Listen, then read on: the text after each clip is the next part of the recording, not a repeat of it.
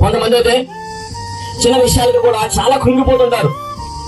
లేదా చిన్న అనారోగ్యం వచ్చినా గానీ నా పరిస్థితి ఇంతే, నా స్థితి ఇంతే, ఎవరు నన్ను పట్టించుకునే వాళ్ళు లేదు, నన్ను ప్రేమగా పలకరించే వాళ్ళు ఎవరు లేరు, నాకు ఆప్యాయత చూపించే వాళ్ళు ఎవరు లేరు, బాగున్నావా అని చెప్పి అడిగే వాళ్ళు ఎవరు లేరు, నువ్వు తిన్నావా అని చెప్పి అడిగే వాళ్ళు ఎవరు లేరు, ఏంది నా పరిస్థితి ఎలా అయిపోయింది, నా బ్రతికి ఎలా అయిపోయింది అని చెప్పి అనేకమైనటువంటి ఈ యొక్క ఆలోచన చేత కృంగిపోతూ బాధపడుతున్న వాళ్ళు అనేక మంది ఉన్నారు ఈరోజు.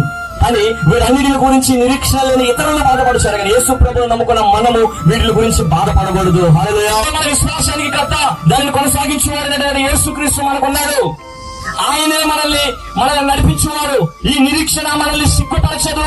శ్రమనిచ్చినా, ఎన్ని బాధలుచ్చినా, ఎన్ని కష్టాలైనా, ఎన్ని ఇబ్బందులైనా ఈ నిరీక్షణ నిన్ను ఏనాడు కూడా సిగ్గుపరచదంట. మనం కలిగి ఉన్న ఈ నిరీక్షణ మనల్ని ఏ రోజు కూడా కృంగదీయదు. నీకు శ్రమలు వస్తున్నాయి, నీకు శోధనలు వస్తున్నాయి, నీకు కష్టాలు వస్తున్నాయి, వ్యాధులు వస్తున్నాయి, బాధలు వస్తున్నాయి అంటే వాటిలో ఆ శ్రమను నేను చెప్పడానికి కాదు, ఆ శ్రమను ఆ శోధనలు నేను కృంగదీయడానికి కాదు, నువ్వు మరింతగా దేవుళ్ళు ఎదిగి ఆశీర్వదించడానికి. హల్లెలూయా.